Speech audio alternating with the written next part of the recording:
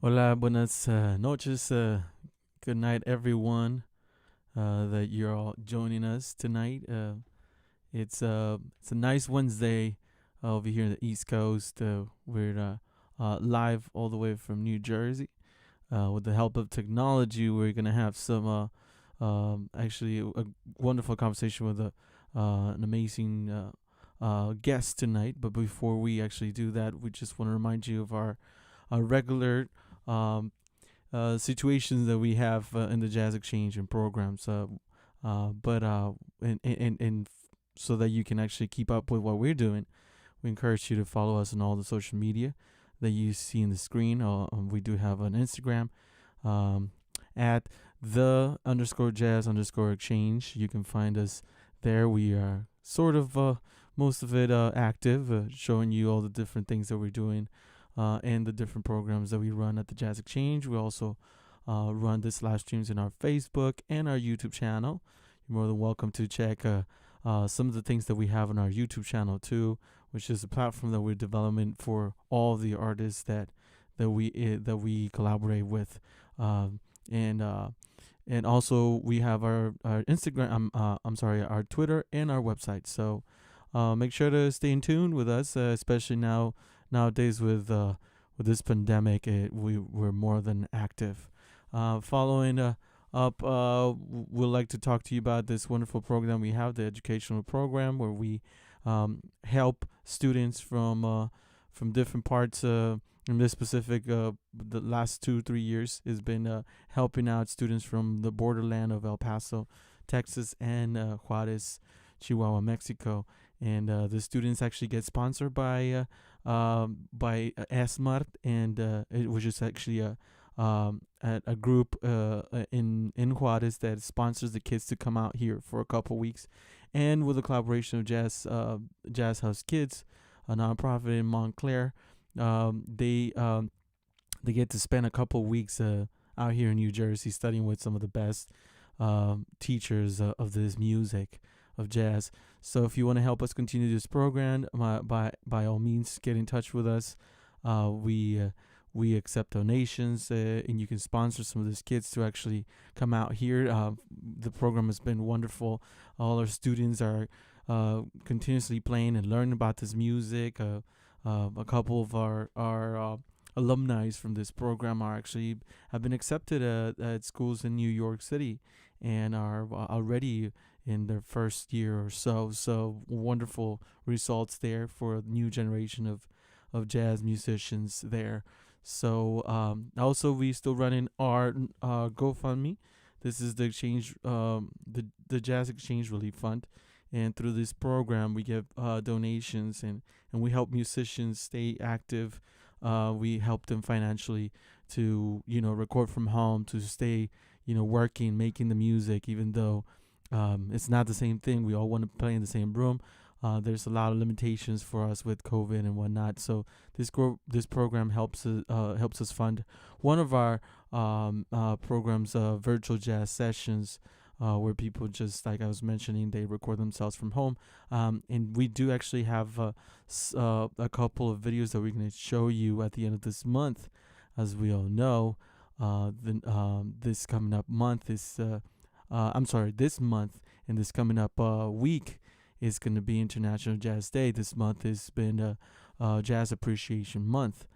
This is America's music that was born here, and let me tell you about what we're gonna do with the Jazz Exchange. We have a live stream event that we're gonna do on Friday, April 30th at 7:30 p.m. We are gonna do it also through Facebook and YouTube, so you can watch in either of. This special program is precisely to feature all the different people that we've been actually collaborating with, all the people that have donated to the different programs. We'll get to see some of this, some of these people that were struggling through it, and that we're continuously struggling, but we're doing much better, and we're very positive that things are gonna get better. So. This is just going to be a celebration of this wonderful music that we all love. And it's going to be a feature of different artists that the Jazz Exchange loves to collaborate with. So tune in. Make sure you put it on your calendar. I know there's going to be so many different events happening on the 30th, because it's such a wonderful celebration of jazz on International Jazz Day, April 30th at 7:30 p.m. So make sure you tune in. Also, okay, awesome. So now, without further ado, we do have a very special guest tonight. She is an amazing drummer. She is originally from Mexico, San Luis Potosí, and she's been living in New York for quite some time now, and she's known to play with so many amazing musicians, and play with different bands, amazing bands as well. She is one of my favorite drummers, and she is somebody that I've recently learned about, but I'm so grateful that I did, because she is just an amazing musician, and she has some really wonderful music prepared for us, and I can't wait to ask her so many more questions about her upbringing and learning, the music and learning the drum set. So, without further ado, how about if we welcome Miss Karina Colis? How are you, Karina? Hello, I'm good. Thank you. How, Thank you so much for inviting me. oh, I'm very happy. thank you so much for your time. We are so grateful that you made a little bit of space in your calendar. We know that nowadays with this pandemic, people would think that we're not busy, but it looks like we are actually double busy. It's getting there. I know it's crazy. It's kind of like yeah, I remember I was talking to a friend, and we were just saying, man, it seems like I have to work double to do the same work I used to do before. Now I have to Yeah. learn about video editing, I have to learn about audio editing, and then I have to record myself at home, which is great. I think, I personally, enjoy learning about those things, but I know it could be a lot. So we're thankful Mm. that you made your time. Where are you tuning in from? Uh, I'm Mexico. I'm here in my city, in my hometown, San Luis Potosí. Nice. I had to leave New York because of the pandemic, so Mm. I've been here for more than a year, I will say. Wow. And how are things over there? Everything's okay? Everything Yeah, cool? here, yes, things are really, really relaxed. Which is great because I get to see my family a lot. I get to practice a lot. I get to prepare my practice room. It's getting better. So I'm Nice. doing things that I couldn't do in New York. For example, I couldn't have a space like this. No, so now I have two cats. Things that I want. Wow. I couldn't do it in New York because I was traveling all the time. Now, Right, so right. it's, You're it's running around New York is like that, right? So how does it feel? I was just It's just wonderful, like to see the musicians experience. I mean, or anybody that has been. You've been in New York for quite some time, right? How long you been living in New yes. York? I moved there in 2010. Before that, I was in Boston for about 6 years. So I've been in the States since 2003, something like that. Wow. So it could be Yeah. like a big change to move back, right? And just like Yeah. the scene is different. But I mean, like you said, it's wonderful to see the family. It's a different vibe. You at a different stage of your career too. So Yes. I imagine your mentality is different too, and that's really awesome. Can you man, I want to learn so much about your journey, to become the musician that you are. So I know we were talking about yesterday, as we were doing this sound check, about because I'm from Mexico too. I'm from the north part of Mexico. I'm from Juarez, and Mm. but I've had a chance to actually, been in Mexico City and meet some of the musicians over there, and then also musicians in Veracruz. In Jalapa, Veracruz, for the people listening out, the Mm. Veracruz has a Jalapa is the capital of the state of Veracruz, which is about 5 hours east from Mexico City, right? 5 or 6 hours driving, Yes. and Yes. they have a wonderful music program now. It's a jazz program called Jazz Uve. But before Mm. that, there's a history before that, right? Of musicians. I remember just going there for a seminar, a jazz seminar back in 2000. What was that? Oh my God, 2006 or something like that. Mm. And then just kind of leading to where I'm going is some of the musicians started going to school at the Conservatorio de Música in Puerto Rico, and you were mentioning that you there's a little bit of history there in Puerto Rico, right?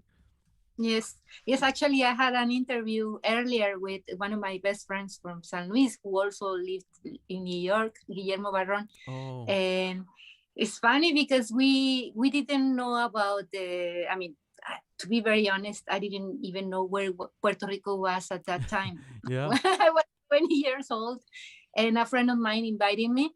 and I was just there on vacation. I stayed for 6 months. Actually, I ended up staying 6 months, and when I was there, I took some private lessons, and that's how I got the scholarship in Berkeley.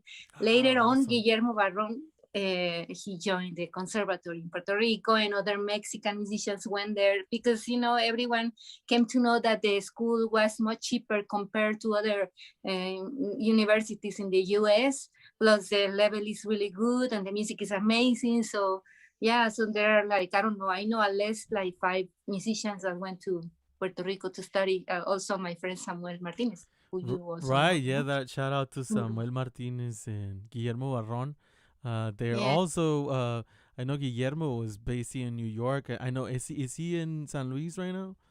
Yes. Cool, cool, He cool. Because came I know to he was the- like touring with people, and I got a chance to actually play. He's an amazing Yes. percussionist. I have to reach out to him, see if we can have him in the show and have some of those conversations too. But Yes. man, it's wonderful. Can you tell us? Because I'm very interested in knowing more about definitely Berkeley in the States, but how did you lead into, like, briefly just tell us about, like, how did you get into the drum set? How did you get into jazz? Like, what was that like in San Luis Potosi? Were you influenced by, was there any jazz musicians in the area? What was the situation? there there were very few jazz musicians, and I was very lucky because I could contact with them. Samuel Martinez, he was pretty much the person who led me into the jazz scene.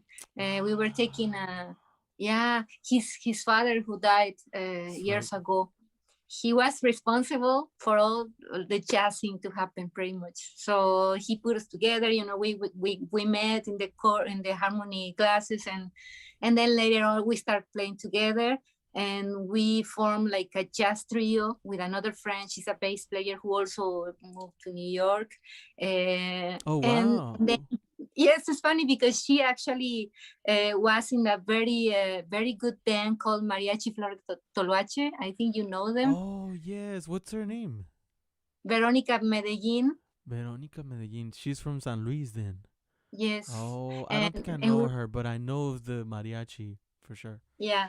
So like we start playing together, Samuel, she and I, and then later on we formed a bigger band, like a Latin jazz band with Guillermo Barron, Carlos Zambrano, and then later on Ricky Vega. So there was a small community of jazz musicians in my city, but it was very small. So I was feeling like I needed to travel, I needed to go out, and my family, who are also musicians, they really gave me a lot of support in that way. My mom is a singer. Her name is Cecilia Colis, and my stepfather is a drummer. His name is Jose Luis Martinez. He lived in Chicago. So when he moved back to San Luis, he brought us all these influences of different kinds of music. Like, he would play Mm. Brazilian music one day, the next day he would play norteño music, next day he would play A salsa, wide rock, variety. classic rock, whatever. Yeah, he has a like a big big encyclopedia. I don't know, like, he Right. has some music, and I think my mother always support us to be musicians, and I think he was the one who gave us direction, because he used to tell us, you know what, you need to go out, you need to force yourself to get out of the zone of comfort, like, because we were gigging, we were doing wedding bands. I was Right. playing in some rock bands, but I think if it wasn't because of him, we could just stay here. That's right. And, Yeah. and it was not easy. We had to kind of struggle to live. I couldn't live till I was like to a music school till I was 26 years old, because it was too expensive. And I didn't want to go to Mexico City Right. because my mother, she couldn't afford to pay my life in Mexico City. It's funny because I had to stay longer to find a way. And she Um, supported me a lot, but it was going to be difficult, because that it's not the same in Mexico to have a part-time and then have time to study, right. Right. that Right. in the US, because the part-time doesn't pay at all in Mexico, right? Right. So it's not an option. It's not like, okay, I'm gonna Wow, that's work very part-time. interesting. The way that you. That's right. Yeah. Okay, it makes sense. Okay. Yeah. Yeah. So, and then by then there were not good music schools close to San Luis Potosí. I will have to go to either Mexico City or Jalapa or somewhere else. So I decided to wait till I could find the right time and the right opportunity. And I was just practicing a lot, playing with Samuel, playing with my friends, and it was till 2003 that I could go to Berkeley. I was saving some money like for 4 years to complete my scholarship because I got a 50% scholarship. So Man, that's why I moved to the US. Yeah. that's so you, man, you're such a hard hardworking, very like I just admired all the work that you're doing, and just reflecting on what you were mentioning about the scene in San Luis. I Mm-hmm. actually, and a big shout out to mi hermano Samuel Martinez, Yes. because he actually invited us to perform on the festival in 2020, Mm-hmm. and I actually had a chance to meet him because in 2019 I had an opportunity to go to Mexico and do some gigs, Mexico City, and then I went to Jalapa where he was also teaching. So we taught there for a whole week. I really got to meet him. He's such an amazing musician. I mean, Yeah. we talked about Puerto Rico. I mean, if you think about it, this is amazing stuff that is happening, in the music scene in Mexico specifically, in the jazz scene. Like people like Samuel, people like his dad, like you were mentioning. Like, I mean, now they run their festival. I think it's him and his brother, right? That they run their Yes. Festival Jorge Martinez Zapata. I mean, it was our pleasure and our honor to play for the festival. I know it's been going on for years now, and I know it's not an easy thing to put a festival though. So kudos to them because and my bro and my side of my family also were musicians, and my oldest brother's a drummer, and he was running a festival in Juarez for about 4 or 5 years. So I totally understand how hard it could be. So Samuel, and everybody that helps you, uh, I hope he's there. I think I think that's really amazing that this music, it really just I don't know, at least to me it's like is this love for it that it just encouraged me to do better things. It's just like I want to help more people. That's what we're doing that's what we're trying to do here in the Jazz Exchange. This interviews are basically for that, to create a space for artists to present their music and whatnot. So, anyways, I really admired the situation in San Luis, and that you had to you got to play with Samuel, and then you moved to you said you stayed about for 6 months in Puerto Rico. Is that in San Juan where the conservatory is? Yes, I was in Bayamon, which is Bayamon.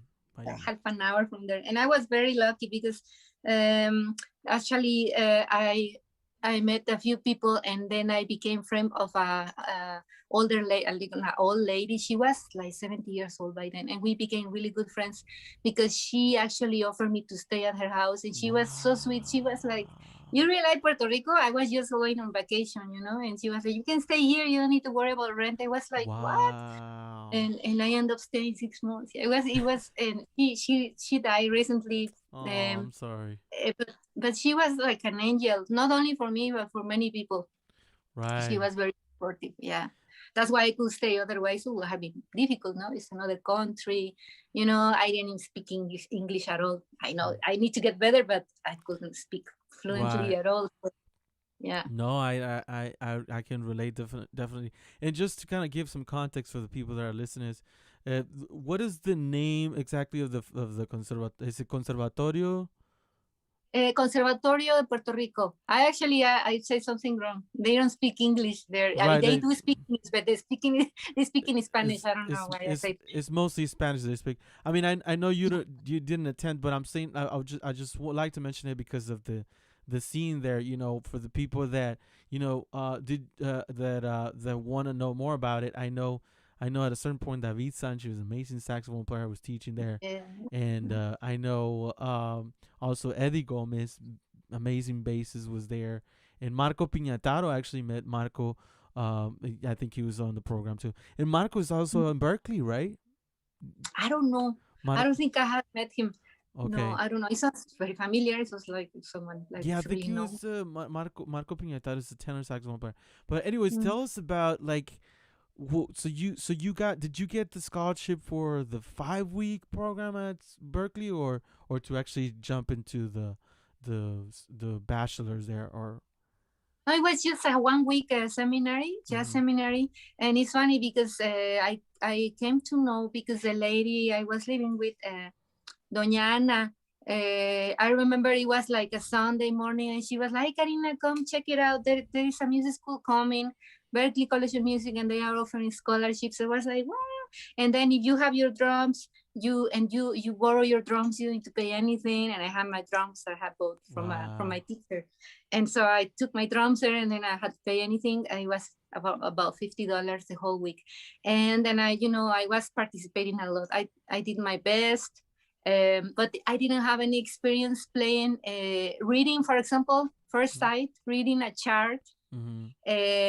So I was nervous, but at the same time I was enjoying the experience. And I guess I asked for the scholarship, but I was not expecting it because the level is really high in Puerto Right. Rico.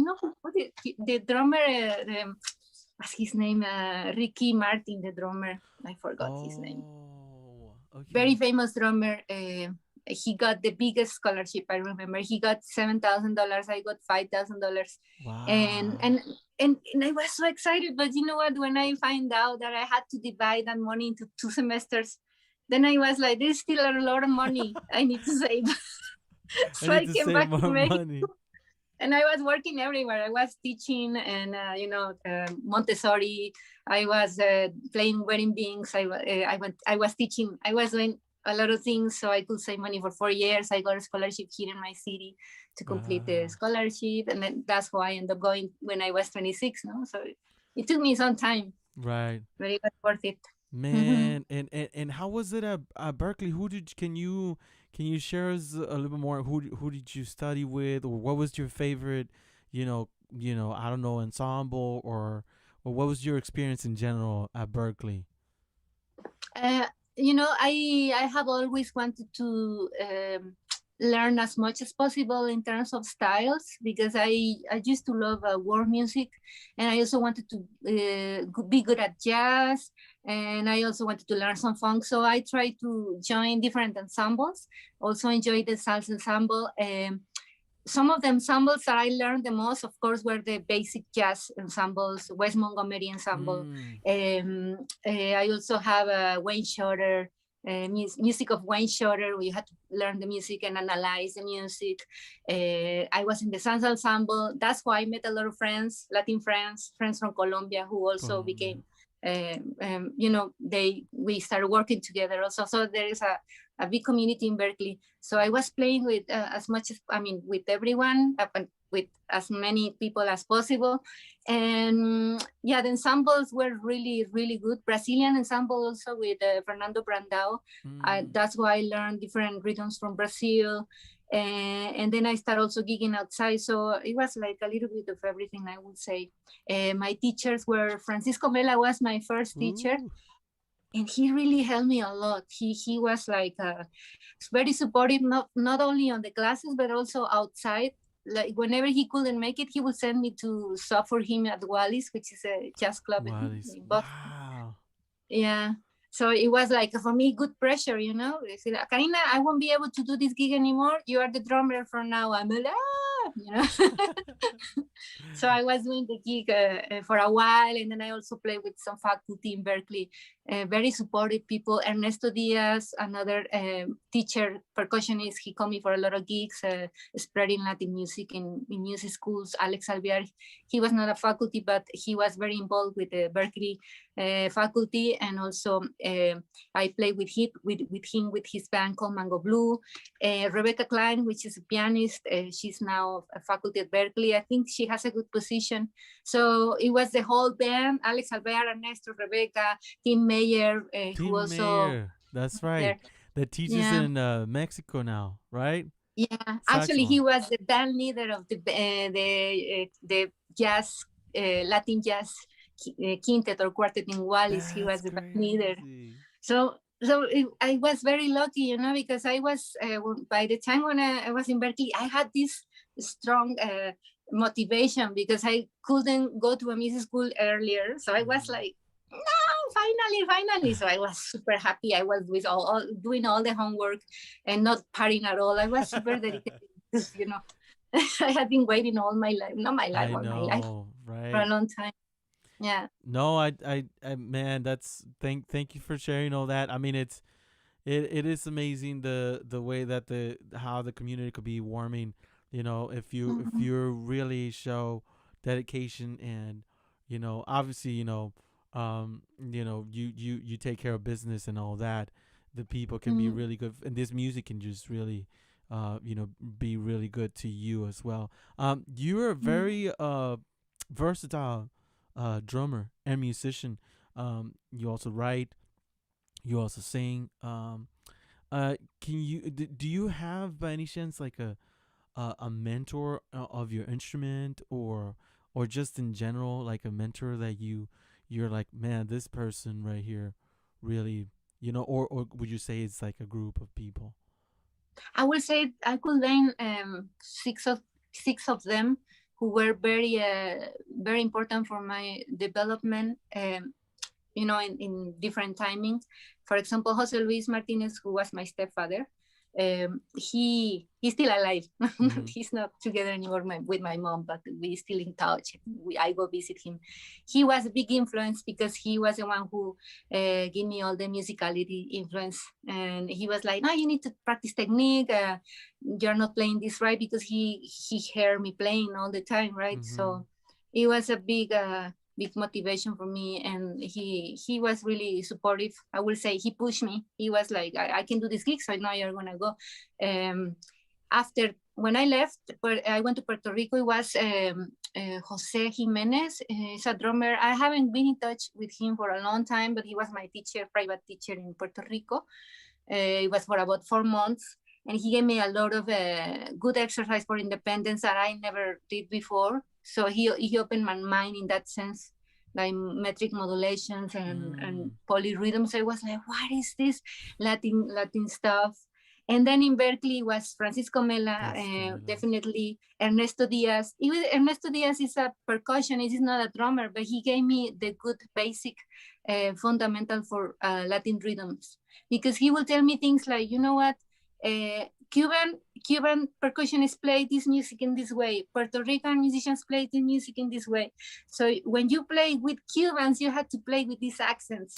If you are playing in a Puerto Rican, Ah. things like that, like, or like he really was telling me all the time, listen to rumba, all real rumba. That's the thing you have to, if you really want to get into the Latin music, the Latin folklore, you had to go through that, no? Then after Ernesto Diaz, not necessarily drummers. I think by playing with musicians for a long time, you get to learn drums a lot. Like Gregorio Uribe, I will say it's another friend who he taught me all the Colombian stuff. No, like he didn't have a drummer in Berkeley. He wanted to start a band playing traditional music from Colombia, and he didn't have a drummer, and he played the drums, but he wanted to become a singer. So he was like, Karina, I need a drummer, so I'm gonna teach you all the rhythms that I know from Colombia. And we end up playing 10 years. I was the drummer for 10 years of his big band, Gregorio Uribe Big Band. Wow. So I have my school of Brazil. Oh, sorry, I go to Brazil. Uh, Colombian. yeah, it's because of Gregorio, no? So things like that. Later on, I started playing with other musicians. But in terms of faculty, I also had one that I can say he was a really good teacher, John Hasila in Berkeley. And he was my teacher in my last semester, last 2 semesters in Berkeley. And we pretty much work on brushes, Mm. swing and brushes.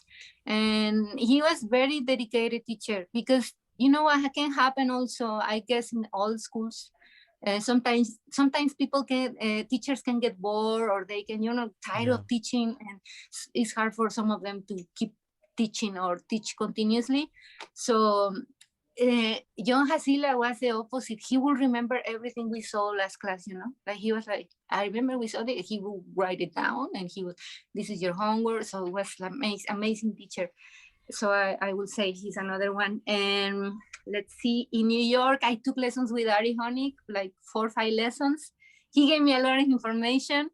It was a shock to take the first lesson because I have been playing drums for over 20 years and I think I'm doing things okay, and then he tells me, Karina, this is not right, and then your ego gets hurt. Oh Because yeah. he's a real thing in terms of rhythm, and he can do everything in the drums, and he quantized perfectly. So it was those 4 lessons I learned a lot. I am very grateful because he gave me a very good price, and I can say that most of the music I listen to him a lot. So Ari Mm. Harnik, definitely. And in India, I took lessons with the faculty from India when I was teaching there, but mostly singing, traditional music. Man, And yes, it's yeah. it's amazing. I mean, I could see how, like, by all the people that you're sharing with us, that you've had an opportunity to interact and learn from and listen Mhm. and all that. I can see how why you sound the way that you sound. It only Mhm. makes sense. It's like that whole saying that you got to listen to a lot of music. Like, I've heard that so many times, as a musician. Mhm. Man, you guys have to listen to a lot of music. It's Yeah. true. It's true. I mean, the music is teaching us, and then having people that have played that music tell you little things, like you said, like if you're playing with Cuban people, the same groove, Hmm. play it like this. Like those things just like go, you know, really, really far. Yeah. Before, I'm very interested in your move from Berkeley to New York. But before we do that, do you mind if you have some music prepared for us that Yes. we're very excited to? I was listening to the stuff and I was like, oh man, this is really cool. Can we share the first song that we're gonna hear, which is one of your compositions, is Pequeña Volvereta? Can you tell us about it Yes. before we will listen to it? I think that was my first composition, which I wrote in Berkeley. It was for a class called Brazilian music. So they in that class you will see how are they structured, in Brazilian music, like tendencies on that kind of music. Like it's not, sometimes it cannot be predictable. It's not Mm-hmm. like jazz standards. Sometimes some of them are predictable. Some basic forms or something, I don't know, like harmonic functions, whatever.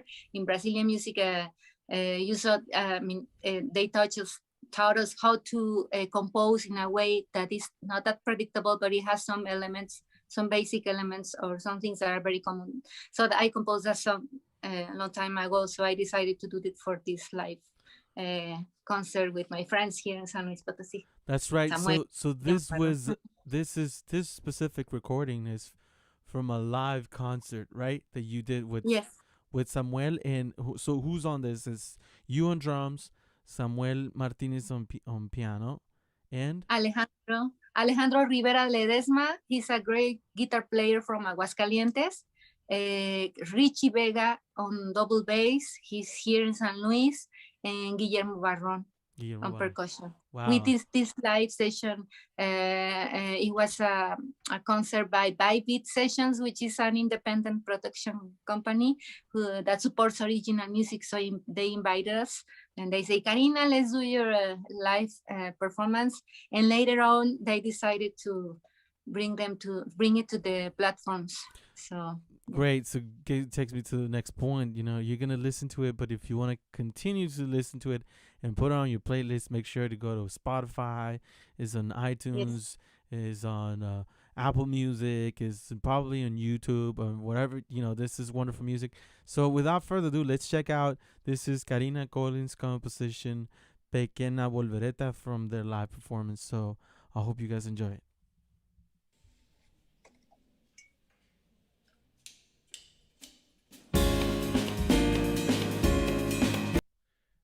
Switch to the top speaker.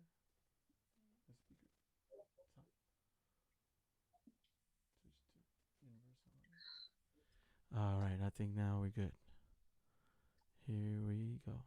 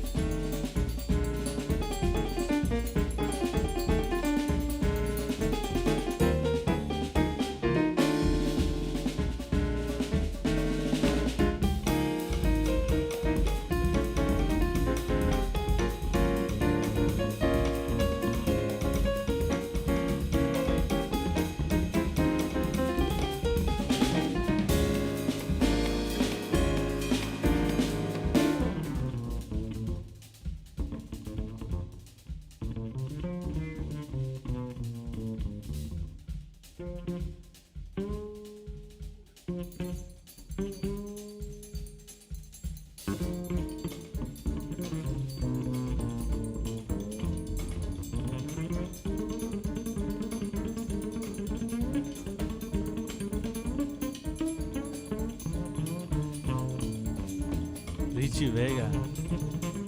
¿Eh? Richie Vega, right?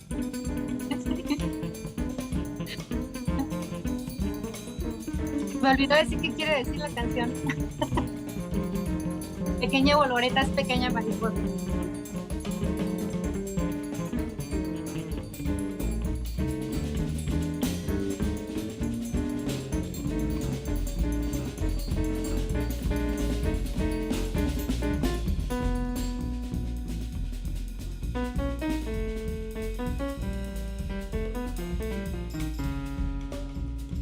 Yeah.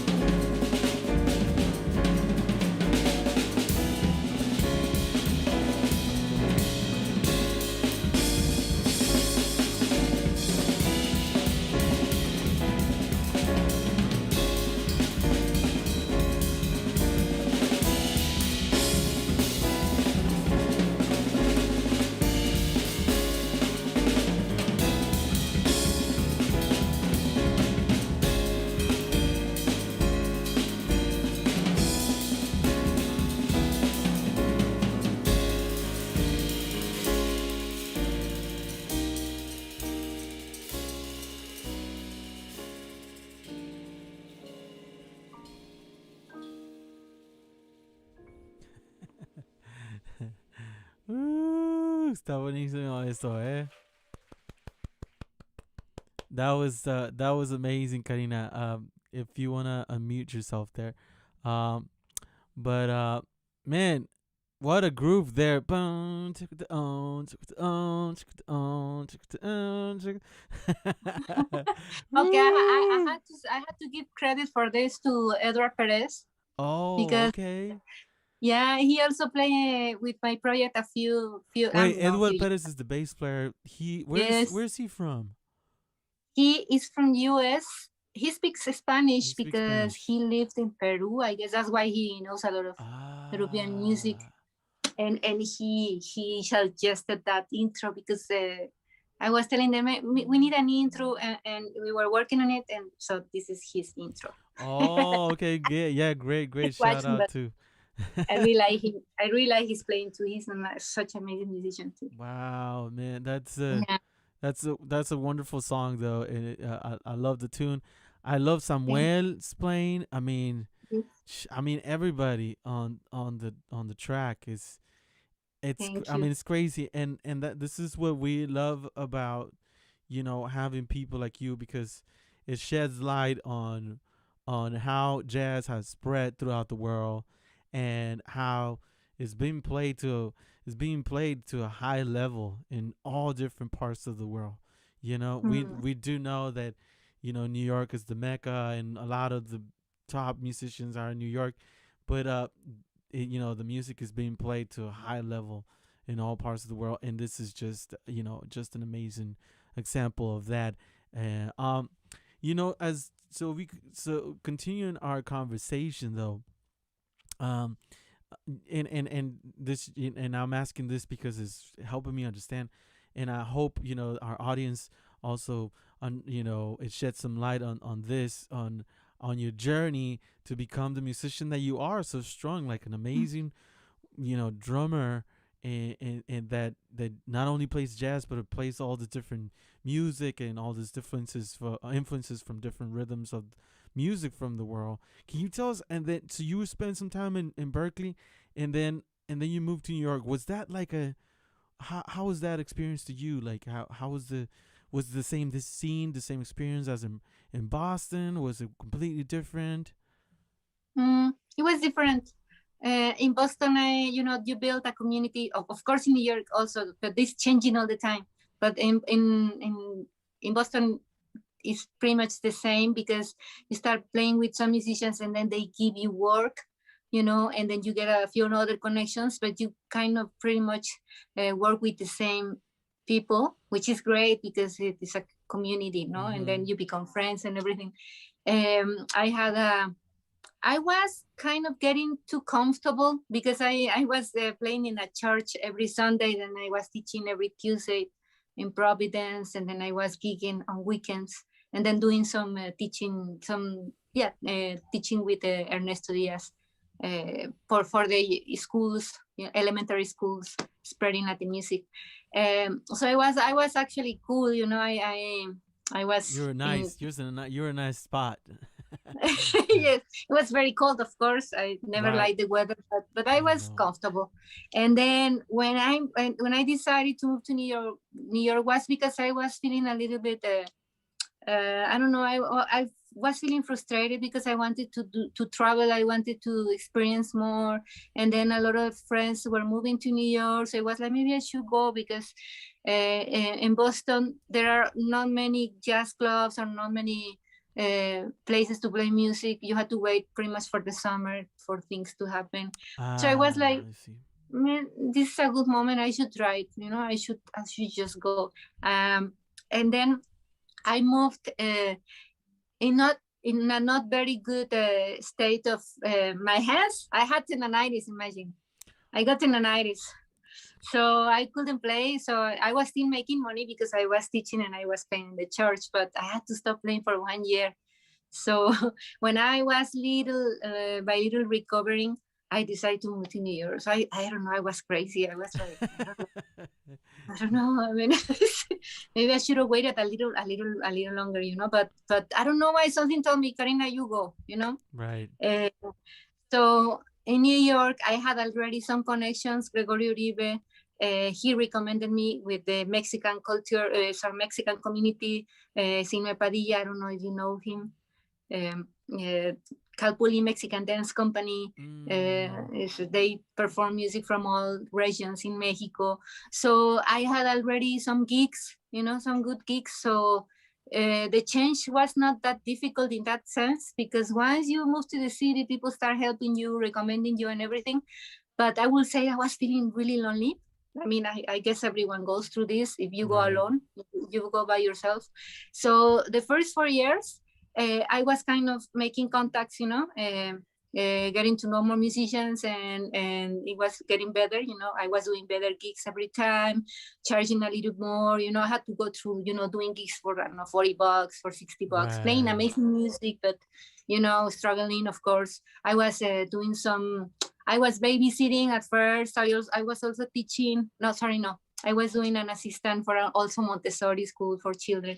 So I was doing a little bit of here and there at the same time that I was making new connections. But I think the fact that I moved alone, because I had a boyfriend for 6 years in Boston. So I had the whole thing. I Ah. was in school, I had my teaching job, I was living with my couple, And then I go to New York by myself with no boyfriend, with tendonitis, It's, to this. it was hard. I bet. It was hard. The first 4 years, it was difficult. I was struggling with that thing, being alone all the time. And then I would be touring and then come back and nobody's waiting for me at home. So all these things. Then when I first realized that there were some things that I couldn't get from the city, and I was okay with it. I was like, okay, this is just temporary for me. Unless I make family here, I get married. Okay, that's another story. But I was like, it's okay, just for a while. I need more experience. I need to do more things. I need to travel. New York is a good platform. Good, it opens door for you internationally. So I was like, I'm gonna stay here for a while, but I had to leave New York for at least 2 months, a year. That was the way for me to balance more. The fact that I never Ah. felt like a New Yorker. I never felt like this is my city. Other people, yes. Yes. I think everyone is different, no? Yeah. To me, it was just transitional. But it was a long time. It was 10 years. And I guess I was afraid to leave, because, you get this feeling that, if you don't live in New York anymore, you're going to lose a lot of opportunities. You're going to Right. lose status and all these things, and yes, Status and all that. actually, yes. But you had to be sure of the step, otherwise, and before the pandemic happened, I was already thinking maybe I should just leave, because I want to live in a nice place where I have space, where there is nature around, where I can have pets and it's not that expensive, you Right. know and keep my connections, go to New York, come back, but Yeah. in a more relaxed way, and try to, work on my stuff, because it also forces you. When you're a drummer, you depend a lot on people to call you, That's and true. then you get in your zone of comfort, because okay, you get the calls and then you learn music and you go. But when you leave that and decide, and then you have to be the person. We were talking about it yesterday, no? When you are the person that has to look for the gigs for your project, find a way to record, and it's a different thing. You do your tutorials, post videos online, work on the editing. It's a lot of work, and it's a total different thing. Yeah. Man, and you're doing it though. Like, I was just, as we were preparing for the interview. I mean, I knew about you and your work with some friends that you do out here with Coco Mama. That we Yes. will talk about it in a minute.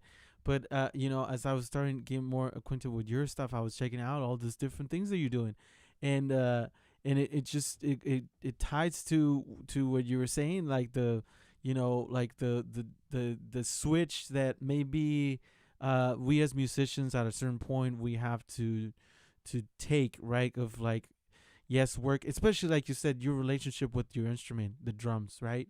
Mhm.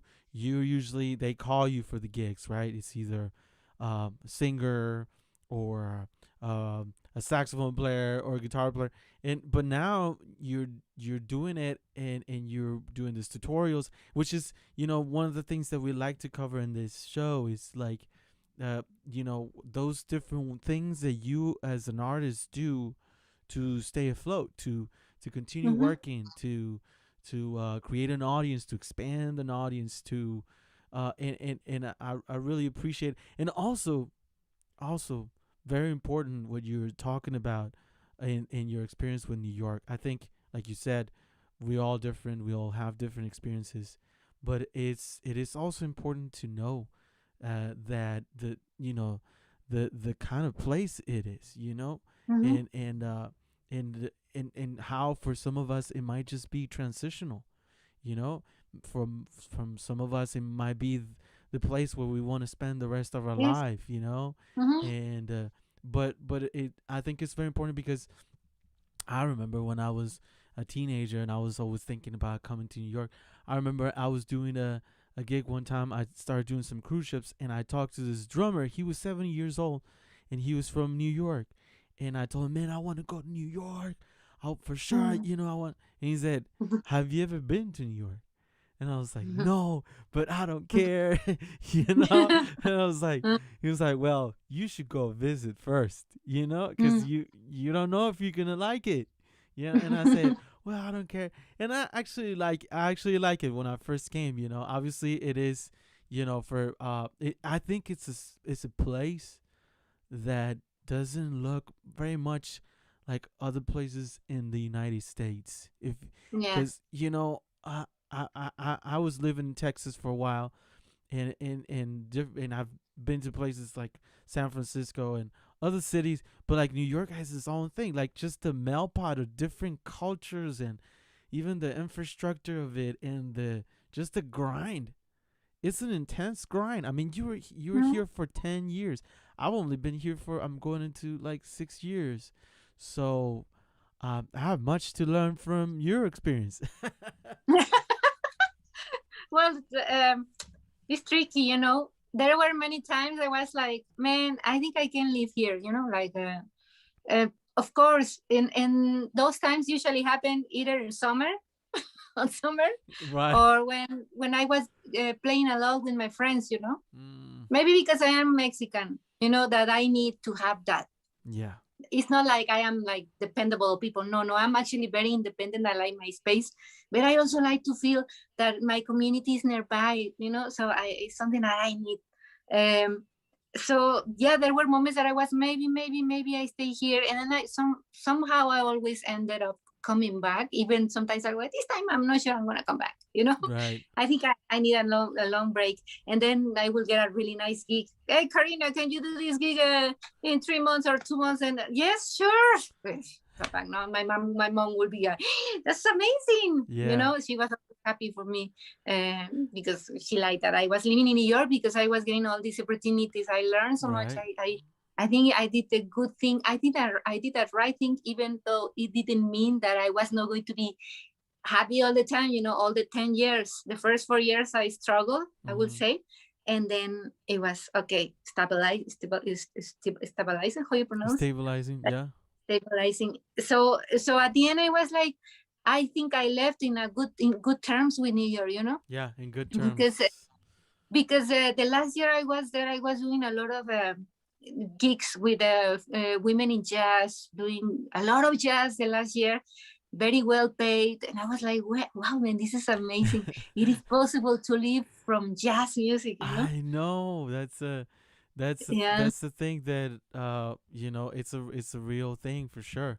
Like Mm, can I really, and that's one of the things that for some people that, because I know some of our audience members might be people from different parts of the world that are trying to think about like moving to New York, and I think it's important for them to hear the different stories, what it mm, is. Before we continue our conversation, you just have like some really good music for us that we want to share. The mm. next tune that you have prepared for us is also one of your tunes called Yes. High Rock Way. Can you, Mm. can, do, can you tell us more about it and who's playing so that the audience can have that in mind when they're listening to. Yes, hard rock way doesn't mean nothing. Like you see, just listen to the word. It's just hard rock way. Right. I name it like this because I used to live in a neighborhood where the name of the street was High Rock Way, and the house was right next to a stone that was up high in the way. Oh, okay. So we're like, Literally. makes sense. And then so the composition is a 6A, with some Afro-Cuban influence. Guillermo Barron is playing an amazing conga solo. So it's a long percussion solo. So be prepared. It sounds like a mantra, I will say. And this song I also composed in Berkeley. I decided to play this because, I was like, man, this music hasn't really been heard. So I should just, there will be always time to compose new music, but it should be in the platforms. They were my first compositions. And yeah, that's pretty much it. Awesome. Samuel, Ricky Vega, Alejandro Ledesma in the guitar, and Guillermo Barron. The same people from the last tune that we heard. Yes. Basically. Okay. Yes. Awesome. So let's check this out, and you can also how do you find this on the platform? Just Karina Colis, or is this project has a specific name? You can just find it under my name or Vibe It. It's Vibe It Karina Colis, but for Karina Colis you will find it. Yeah. We'll try to share some of the links on the comments as well. So I hope you guys enjoyed. This is High Rock Way by Karina Colis.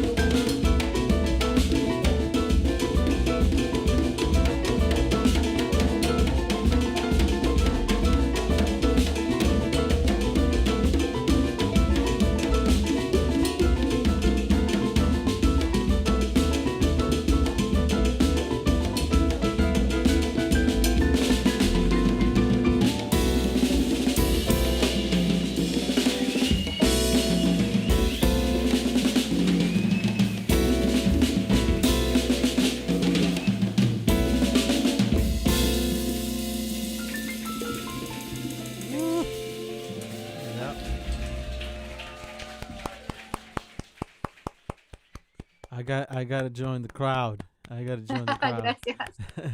Oye, muchas felicidades, la verdad, increíble ahí la música con Samuel y la banda. I love the sound. I love the sound because it's and we were you were mentioning this to me, when we were talking about this interview, that you like to fusion um, the different influences that you have as a musician in in kind of in a deep way, and Yeah. I love that. Can you expand on that? Because I know you were talking about that. We were talking. As as Hispanic or Mexican, uh, it's easy for like, especially like living out here in the States, is like, oh, so you play salsa and you play this and you play that, right? They right away just think that you just gonna do those things, and that's amazing. Yeah, because it's our roots and it's our culture. But I love Mhm. what you were saying to me, that whatever you're doing with your music is it's like a kind of like a deep fusion of it, not just like a simple here's a cha cha cha jazz, or he's a whatever. Can you expand on that? Yes. Before that, I took out the mic because I think it was taking battery. So Oh, can you hear me? yeah, Okay. we hear you good. Okay. So as you can see, these recordings are pretty much a Latin jazz. No, they have that influence is very obvious Mhm. because at that time I composed that way. Mhm. Uh, Now that I'm working on my first album, because this was a live performance, and now I'm working on my first album. It's gonna be a trio, and I'm using a different sound because I didn't want it to be like, oh, okay, the cha cha cha influence song, the songo song or the samba. I wanted to get away from that. First of all, because when I compose, I don't compose thinking on a groove. It's not like I'm gonna compose a song based on a rumba, no, or based. Right. I don't compose that way. I compose based on emotion and melody, you know, Mm. and that, like the movement of the melody, like what do I want to, what result I want from the melody, what do I want to say. For example, it could be something very simple. It could be something that doesn't require any drums. I don't think that much as a drummer. That's what I wanted to to to say. I think first on the melody. Once I have the melody, I put the chords, the harmony, because you have many options, right? Mhm. You Yeah. can make it sound in different ways with the colors of the chords, but that I rather think on the melody first, and then I see which is the harmony that fits better with what I want to express. And then I think on different options for the rhythm. Yeah. And once I decide which influence to use, I try to make it not that obvious. Um, for example, if it is a song that I compose in a slow 6/8 or something like that, or the same as here, I see if I can bring the Peruvian style to it, or maybe the Mm. Spanish influence, like That's so Bolero. awesome. That's really And cool. sometimes they can both fit well. Yeah. Yeah. Yeah. So I maybe I steal the bass line from the buleria, but I play the rhythm from Peru. I don't know, but I also want it to be a little more open. Maybe I don't play the rhythm straight. Maybe I just play cymbals. But someone in the trio has to keep that group going so it doesn't lose the essence of that influence. No, so it takes time because at first I was like I was being too hard on myself. I Mhm. was like, no, this sounds like a bayon. I don't want a bayon, but the melody is asking for it. Right. Right. And I was like, it's okay. If it sounds like I leave it like that, Accept it. leave it Right. like Accept. Yeah. Live with that. it. And now I'm like, see, so I'm trying to do that, no? Yeah. I have some influences. I love Ari Honey's music. I love Avishai Cohen's music, Avishai. The bass player. So, Right. yeah. And the So I can chauffeur is like amazing that. too. But Yeah. Yeah. It's not that I would like to compose exactly like them because I can't be them, right? It's right. impossible. that's why he's Ariphonic. That's why he's Avishai Cohen. But Right. I like the way they fusion things. You know, you can hear a little bit of influence from Israel sometimes, a little influence from Cuba, or things like that. So that's what I have been working on. First, work on the melody, and then how it can sound musically. You know, interesting, not making too complicated. You know, making it Right. more so like it's also more accessible because um, a friend of mine told me, he's a producer, he told me, Karina, I think the good compositions are the ones that people can sing, and that people can sing with a guitar, with a trio, with a quartet, with a quintet, with a sextet, like the melodies that are defined, that people can remember a little bit, no? So you compose something and it's like Right. it's a not different concept. I'm not saying it's wrong, Right. but I It's don't want different to cop. go too much into that way. I want to keep it more melodic and interesting, maybe with some variations of rhythms. You know, Yeah. that's what I.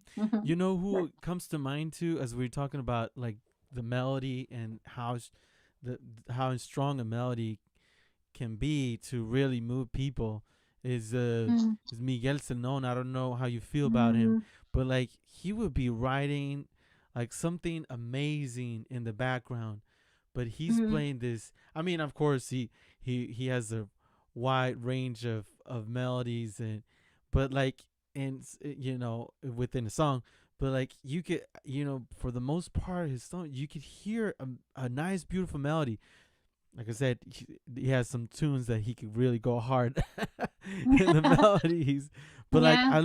I my favorite stuff that he writes is the stuff that's like this melody that is on top of whatever is happening in the back, and I love that, and I thank you for sharing that insight on your composition process. Mm, I think yeah. is super. I think I really love what you mentioned at the point where you're saying, well, maybe now I'm gonna get a little bit of this buleria, and now I'm gonna get like this different things that you've learned throughout your Mm, career in a yes. in a to a level, to a great level, to understand them, that you can use them however you want to, either if it's Mm, composing or if it's they become resources to a certain extent, right? mm, Like, here are my resources, now I have this wide vocabulary, and yeah. so I thank you for sharing that, and You're welcome. and so excited about you recording. This will be your first solo Yes. record. Yes. I was like, one of the things that I wanted to do before leaving New York was to record an album there. No, Yeah. I was like, I'm gonna wait till I finish my album and then I move. No, Yeah. but the pandemic came. You know, I was like, okay, it didn't meant to be. You know, I Hmm. did some demos there. Great musicians. I had some of them are in my YouTube. I have some of them in my computer and I may use them later. You know. But I was planning on it. It didn't happen. But I was like, it's okay. You know why? Because I have been playing with Samuel and Ricky all my life for the last 20 years. So I should do a trio with them and then do collaborations, maybe do a single, send it to some friends in New York. You know, you can still do that, right? So I was like, I'm totally fine with it. And also, um, in the album, I'm gonna bring about four originals, four songs of mine, and I'm gonna bring two of Samuel's because I love them, and I think they go really well With the with the music, with album. the album. Yeah, he's bringing the Mexican influence to it. You know, Oh the yeah, Mexican. he's awesome with like some of Yeah. these fusions of yeah, I love his stuff. I really I had a chance to play a couple of his tunes at the seminar, so I can't wait to listen to the album though. Do you have a date when this is gonna come out? Not yet. Not really, because I am editing myself, and the tricky part is that when I finish editing, uh, I would rather to have someone mixing in the place where I am because it's easier, no? And I'm You very being there and all that, right? yes, and I'm very picky about the drums, you know. Yeah. Of course, it's my instrument, no? Right. So Wow. in it's different. It's my first album, so it's difficult to decide who's gonna mix it. You know, I have possible. I asked a friend in India.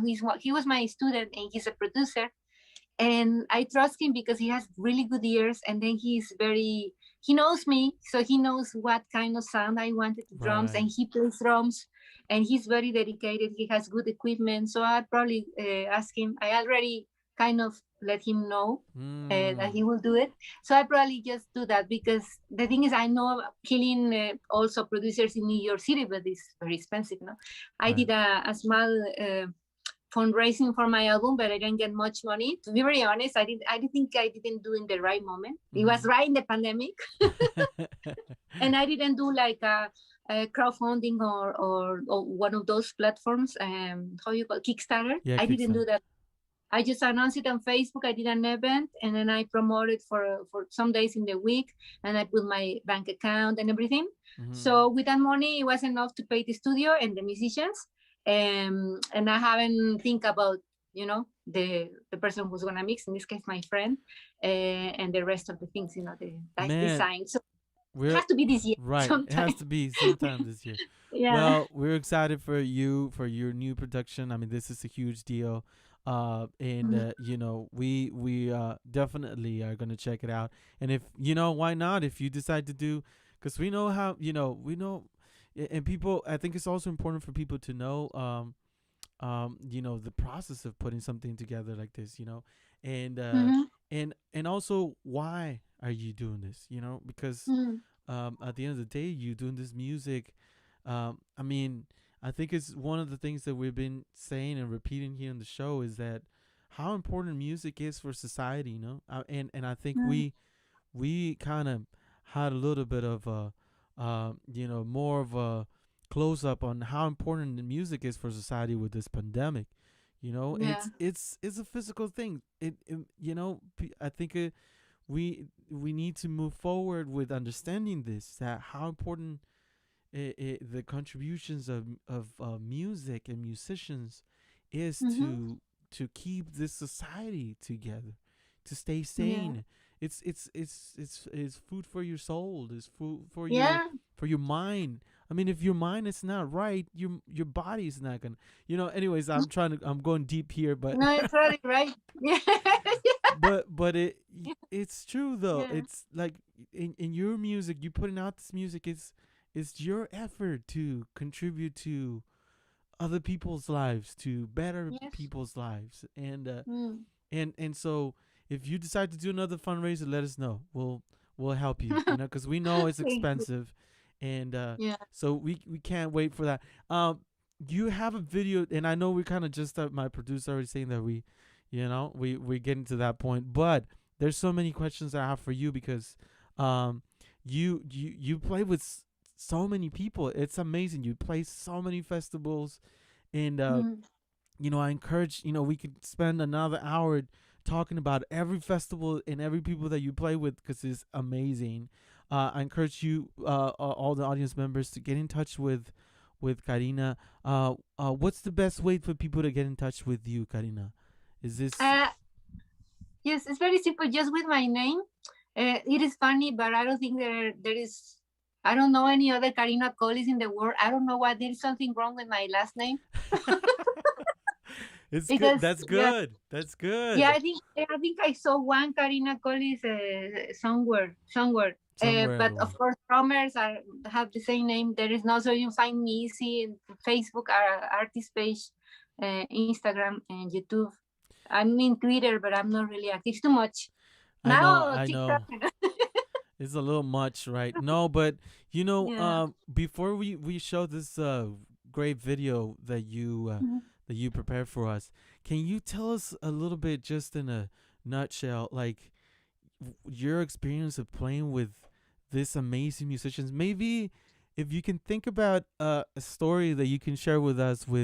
I mean, because you play with people like Juan Luis Guerra, you play with Mm. Giovanni Hidalgo, you play with Mm. Herma Castañeda, you play with Mhm. Claudia Cunha. We just had Claudia Cunha like 2 3 weeks Ah, ago here. I yeah. Oh my mean, God! No, I didn't play with her. It was just as a share stage with her. oh, okay. Oh, okay. That Okay. was With the only Claudia thing. Cunha. I Okay. wish. Yeah.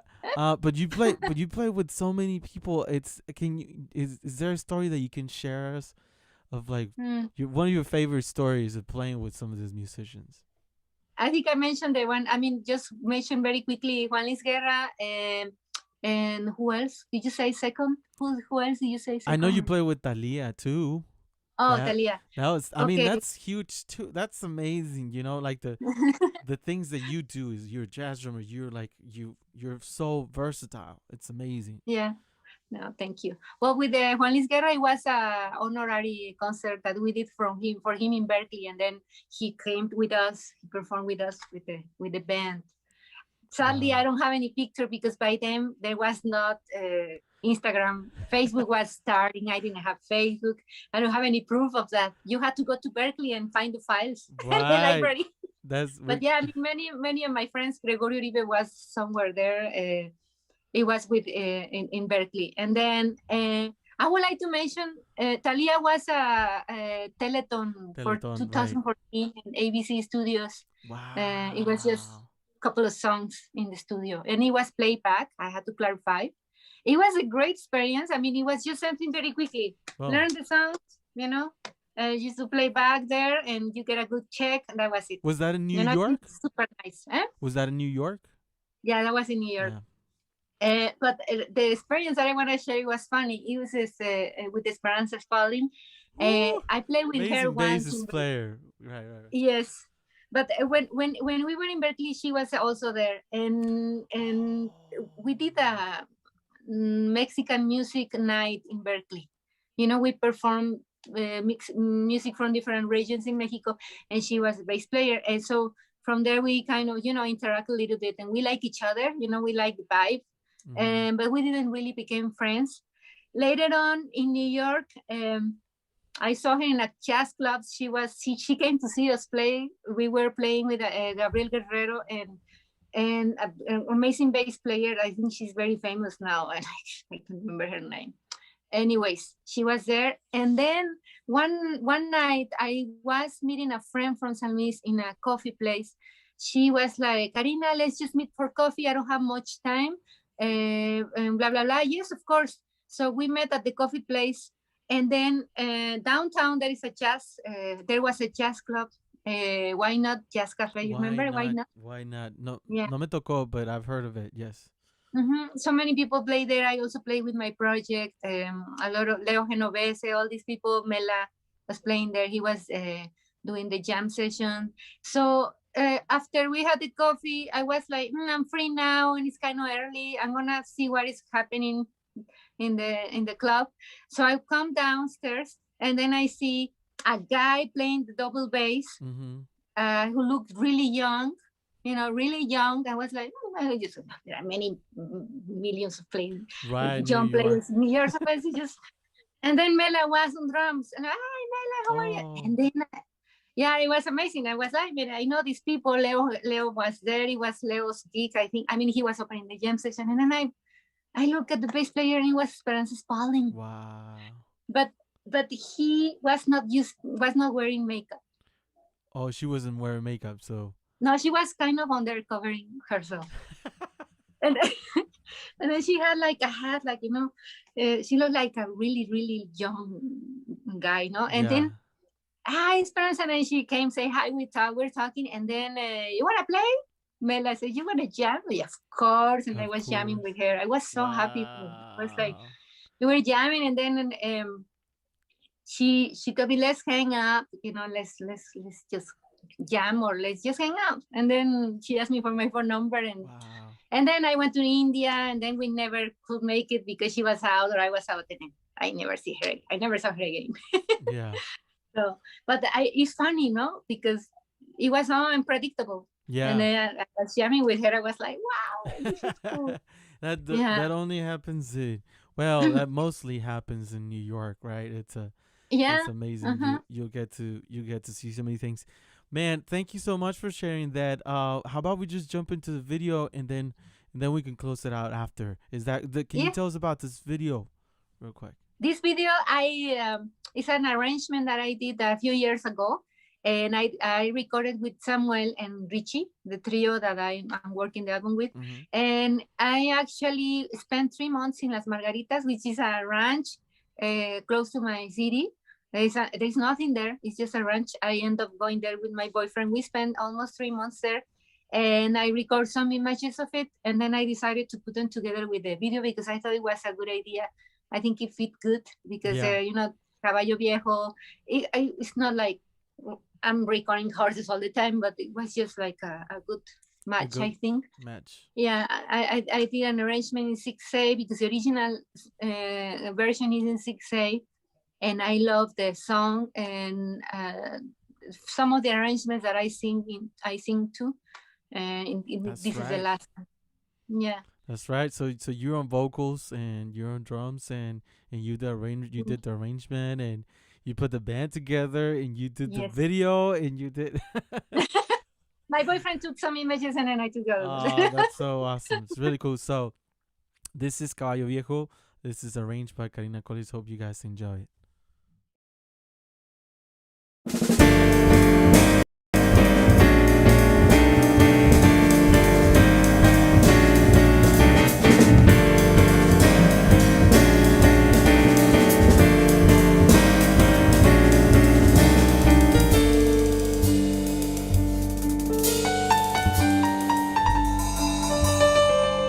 Cuando el amor llega así de esa manera, uno no se da ni cuenta. El carutel reverdece, el guamachito florece y la soga se revienta. Cuando el amor llega así de esa manera, uno no se da ni cuenta. El carutel reverdece, el guamachito florece y la soga se revienta. Caballo le dan sabana porque está viejo y cansado, pero no se da ni cuenta que un corazón amarrado, cuando le sueltan las riendas, es caballo desbocado. Y si una potra la sana, caballo viejo se encuentra, el pecho se le desgarra, no le hace caso falseta y no le obedece al freno ni lo para falsas riendas.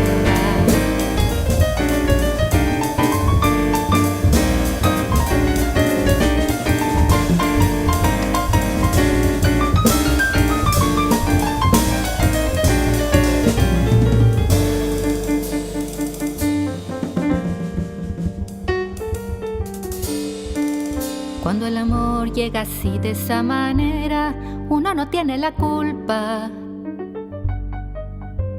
Quererse no tiene horario ni fecha en el calendario cuando las ganas se juntan. Cuando el amor llega así de esa manera, uno no tiene la culpa. Quererse no tiene horario ni fecha en el calendario cuando las ganas se juntan. Caballo le dan sabana porque está viejo y cansado, pero no se da ni cuenta que un corazón amarrado, cuando le sueltan las riendas, es caballo desbocado.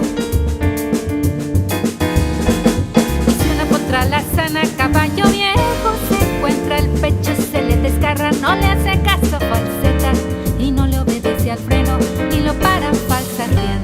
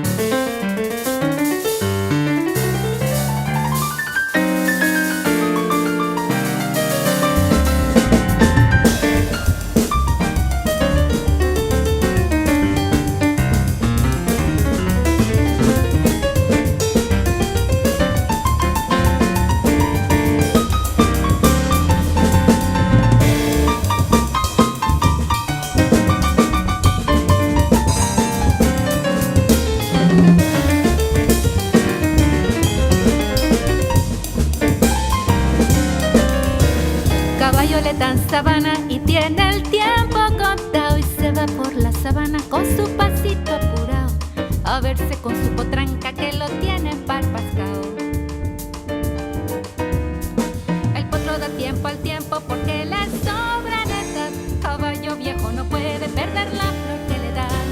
porque después de esta vida no hay otra oportunidad.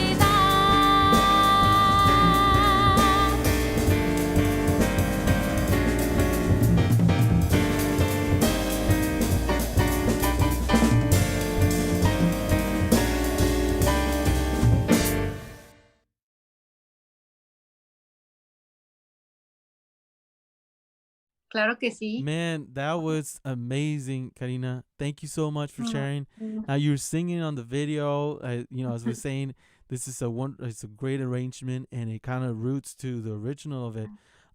We're wrapping up the show. It's been amazing to have you, but before we say goodbye, tell us about what you're doing. I know you mentioned that you're going to India. What's happening with Yes. that? Well, I've been there about 6 times, and the last time I stayed for 1 year and 3 months. It's a music school in the south. It's a kind of a private music school. And to me, it's like my third one now, like my second house, I will say, because I connect really good with people there. I don't know why. I love the culture. I love the weather. I love being close to animals. The school is in the middle of nowhere, so there is a lot of nature. The culture is just amazing. It's like another world. It's one of the most exotic countries I have ever been. Wow. So I never I feel that I can get enough. I feel that I have to come back, and then I make new friends, because usually there is about 40 students, so I get new friends every time I go. And then I had the opportunity to take lessons with the faculty that teach traditional music from India. Wow. Yeah, it's great. And then I get to collaborate with classic musicians from India, which is crazy. So the only thing I don't get to do much is playing every week. Like, for example, it's mostly teaching, but then I have also gigs, maybe twice a month or something, but great gigs. So I definitely want to go back. They pay decent. So, Nice. but the thing is, right now it's really bad now. It's not a good moment to go. So you're gonna wait for a little while. Mm-hmm. Okay. Yeah. So, Well, it's good to hear that you're doing all these different things. We really admired you as an artist, as a drummer, as a person. thank you. You definitely are an example and somebody that we can follow. Your steps. En español. Ha sido un placer estar contigo, Muchas platicar gracias. y conversar y escuchar tu música y escuchar los planes que tienes de tu nuevo disco y escuchar el proceso de tu composición. Vaya, la verdad, Muchas gracias. Yo les agradezco su apoyo, o sea, que estén haciendo por todo. Como hace rato lo dije, la comunidad, ¿no? El apoyo que ustedes hacen una parte que uno a lo mejor no haría, ¿no? Que es uno se puede entrevistar uno solo para empezar, pero bueno, ahora que sí se puede, yo he visto muchas cosas cosas locas en la pandemia, ¿eh? sí.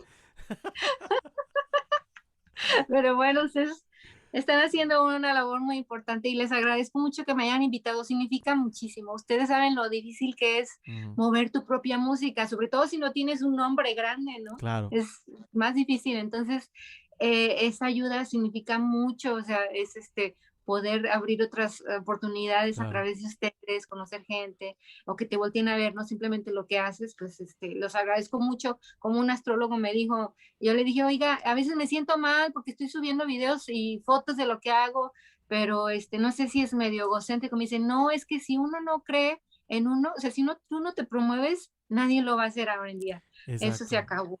Se acabó lo de que te descubran y aparte, bueno, no es la música que yo toco, no es pop, pero esto ayuda muchísimo y se los agradezco mucho a los dos. Candy, saludos. No, pues saludos. Para nosotros ha sido un honor, la verdad, tenerte aquí. Eres un gran músico y compositor y baterista increíble. Ojalá que nosotros tenemos varios programas por medio de Jazz Exchange. Ojalá que podamos hacer a lo mejor un virtual jazz session por ahí, tú sabes, o cuando estés por acá, porque yo sé que vas a volver por acá por Nueva York, de entrada por salida o no, por ahí tienes una parte ahí de tu corazón aquí en Nueva York y yo sé que ojalá y coincidamos con una de esas veces que estés por acá y podamos hasta tomarnos un café o tocar si es que se puede o hacer una grabación o demás.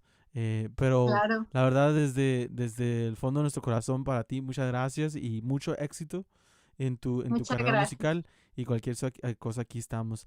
Thank you everyone for checking out the show tonight. You guys stay safe. Next week, remember, next week we have two live streams. We have one live stream on Wednesday with great, amazing drummer, another amazing drummer, Mr. Dave F. Gibson, plays with Duke Ellington Orchestra. He plays with the Count Basie Orchestra. He plays with the Lionel Hampton Orchestra.